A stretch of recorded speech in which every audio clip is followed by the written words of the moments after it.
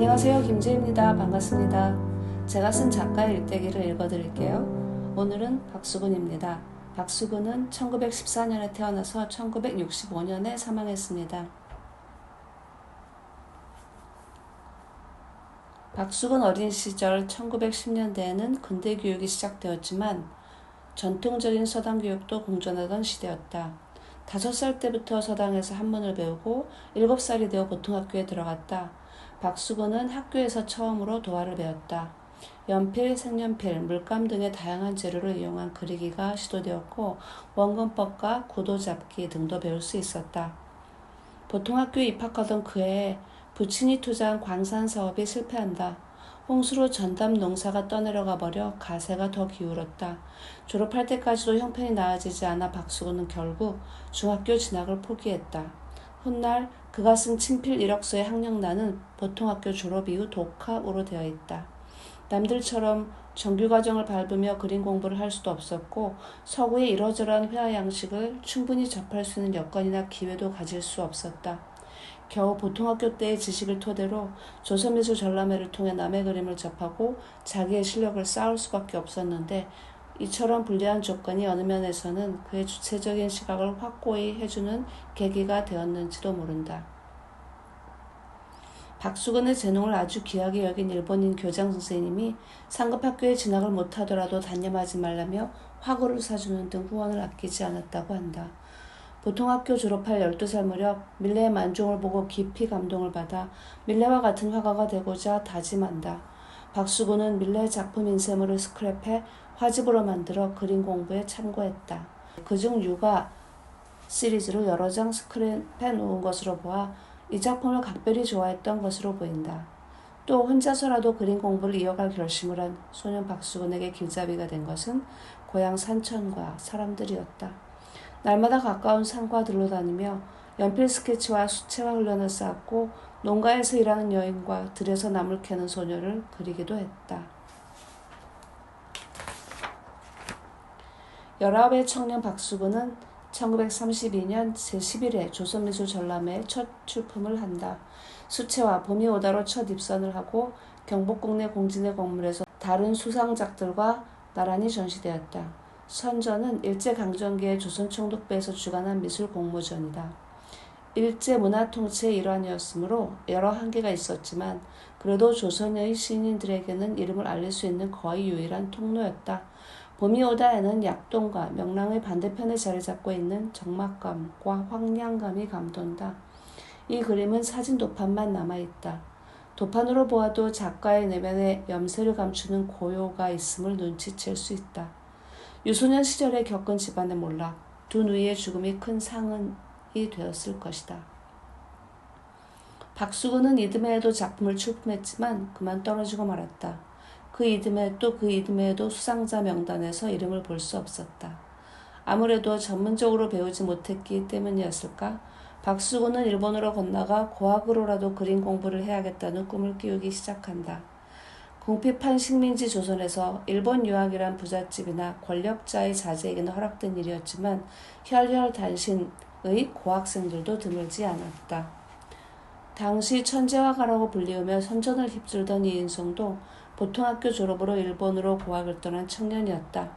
이인성은 1932년 선전에서 특선을 하며 신문에 대서 특필되기도 했다. 박수근이 자극받았을 거라 생각한다. 하지만 일본 유학의 꿈은 어머니마저 병으로 돌아가시면서 수포로 돌아가게 되었다. 아버지 사업이 실패하고 어머니는 신병으로 돌아가시니 공부는커녕 아버님과 동생들을 돌봐야만 했다.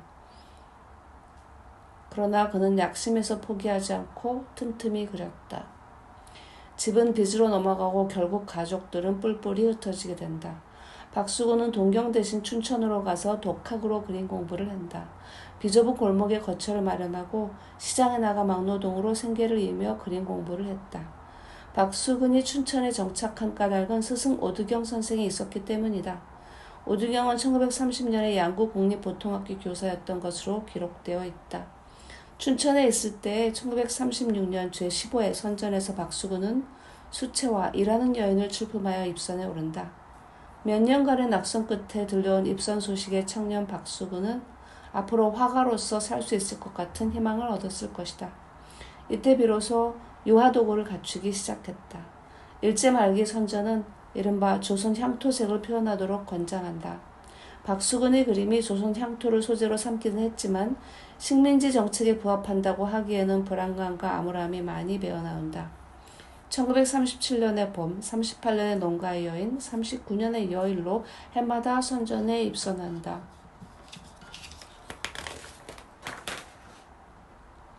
봄은 나물 뜯는 여인을 소재로 삼았고 농가의 여인은 일하는 여인과 비슷하게 화면 가득 절구질하는 여인을 채웠으며 여일은 1932년에 첫 입선 봄이 오다와 얼핏 보아서는 구별하기 어려울 정도이다. 이 땅의 생활 모습이 비슷비슷했다고는 해도 하필이면 지난번에 입선작과 흡사한 구도를 거듭 붙들고 출품하면서 청년 박수근은 무엇을 모색하고 있었을까? 20대의 박수근은 어떤 예술의 세계를 보고 있었을까? 박수근은 예술은 고양이의 눈빛처럼 쉽사리 변하는 것이 아니라 뿌리 깊게 한 세계를 깊이 파고드는 것이다 라고 했다. 1940년에 맷돌지라는 여인으로 선전에 입선한다. 마음에 든 여인과 결혼하고 그해 5월 평양의 도청사회과의 서기로 취직이 되어 평양으로 떠난다. 이해 처음 평양의 미석 박수근으로 자신을 소개한다. 맷돌질하는 여인의 마티에르는 여인이 힘겹게 돌리는 맷돌같이 우둘투둘한 흑백 입자들로 이루어진 단단한 화강석의 느낌이다. 화강암의 표면을 연상시킨다고 하는 그 특유의 마티에르가 이 시기에 그 실마리를 보이고 있다. 20대 중간에 그만의 개성이 드러나고 있다는 사실은 그의 독특한 소재와 더불어 앞으로의 작품 방향에 대한 핵심적인 요소들이 이미 결정되어 있었다는 것을 의미한다. 새빵의 박봉살림이었으나 부부지간의 정이 두터워 행복한 신혼을 보냈으며 휴일과 퇴근 후에는 제작에 열중하며 선전 연속 입선 화가로서의 기량을 계속 다졌다. 대동강을 낀 평양은 양구나 금성과는 사뭇 달랐다. 평양은 9월 말에 개항 직후 서울에서 의주로 가는 철도가 개통되어 경성 뒤지지 않을 만큼 상업과 문화가 흥청했다. 일본인으로 평양박물관 하계 오노다 아카리가 주동한 모임인 주호회에 가담하여 해방 직전인 1944년까지 해마다 단체전을 열어 큰 반응을 얻었다. 결혼한 지 석 달 만에 떨어졌던 아내와 살림을 합친 것은 1941년 일이었다. 서구 미술 정보가 풍부한 평양에서 박수근은 가난하지만 월급이 일정했고 아내는 정성껏 내조해 주었다. 그림 친구도 생겼다.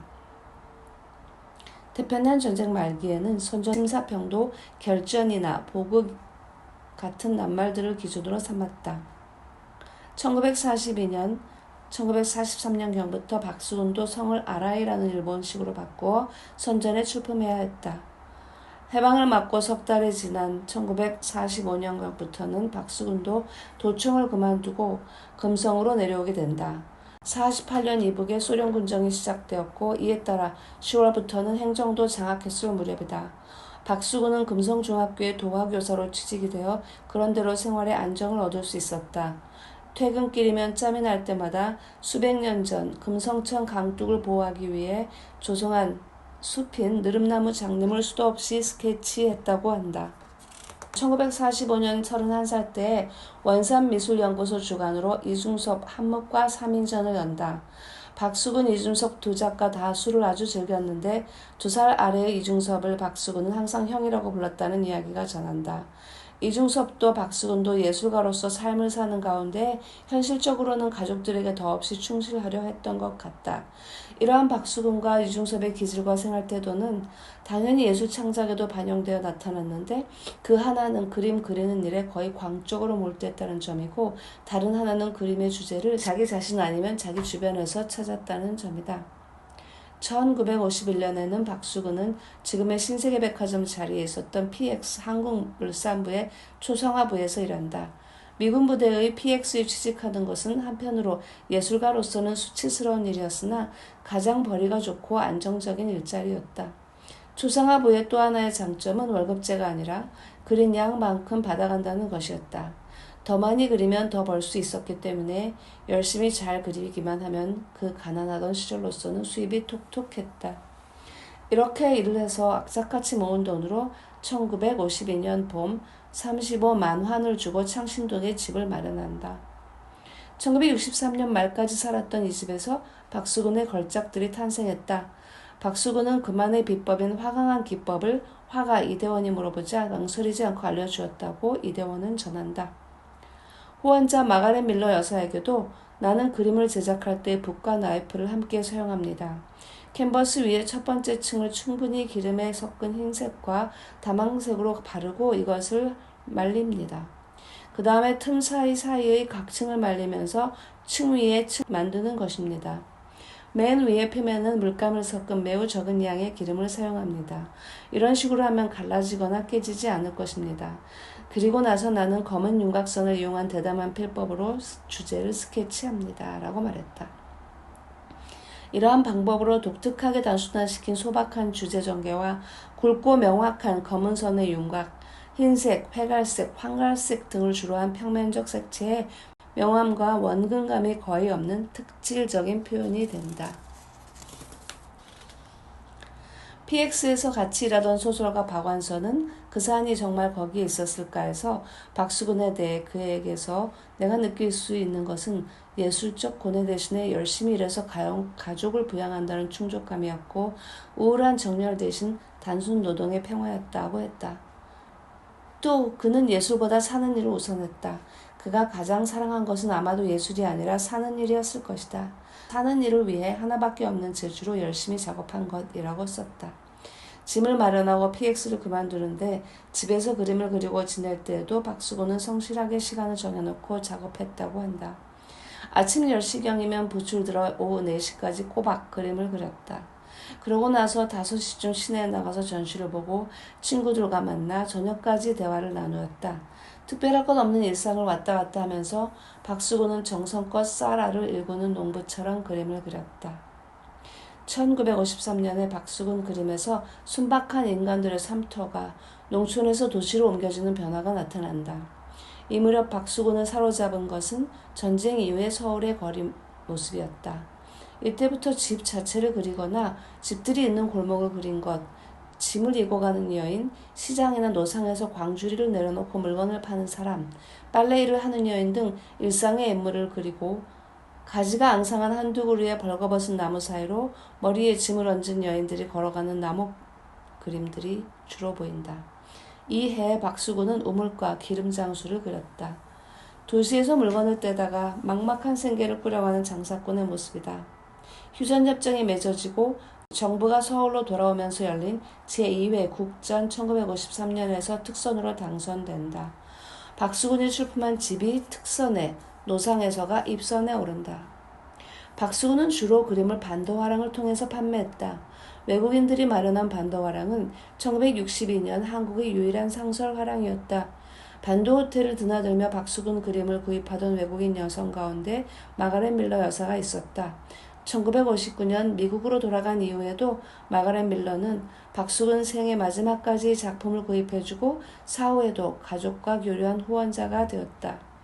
그러나 미국이나 해외에서 조금씩 인정받을수록 박수근의 작가 생활은 더욱 힘들어져만 갔다. 국전의 새 여인이라는 100호짜리 유화를 출품했는데 그것이 그만 낙선되었다. 새로움보다는 고집스러울 정도로 자신의 스타일을 심화시켜가며 국전에만 의지하고 있었던 박수근에게 낙선이란 절망적인 것이었다. 끝을 알 수 없는 절망으로 인해 원래 술을 좋아했던 박수근은 몸이 안 좋은데도 걷잡을 수 없는 폭음을 시작했다고 한다. 그림 파는 수입밖에 없었던 박수근은 전기 간행물의 사파를 그리기도 하면서 생계를 꾸려나갔다. 1961년에는 국전뿐만 아니라 여러 전시회에 초청된다. 슬픈 것은 5월에 일본 도쿄에서 열린 국제전에 초대되어 나무를 출품했는데 주최 측에서 그만 작품을 분실하고 만다. 한편 1962년에는 오산 주한미공군 사령부 도서관에서 박수근 특별 초대전이 꾸며진다. 그 초대장에 동양적인 유화가 라는 표현을 썼다. 1960년에 접어들면서 박수근에 대한 미술계의 평가는 한결 넓어지고 있었다. 하지만 박수근은 시력을 점점 잃어갔다. 박수근 말년작인 할아버지와 손자는 한쪽 눈으로만 그린 그림들이기도 하며 죽음에 이르는 고통과 싸우며 그린 그림이기도 하다. 자학적인 음주는 끝내 그의 손에 다시는 붓을 쥐지 못하게 만들었다. 1965년 5월 봄날 박수근은 51세의 나이로 세상을 떠났다. 감사합니다.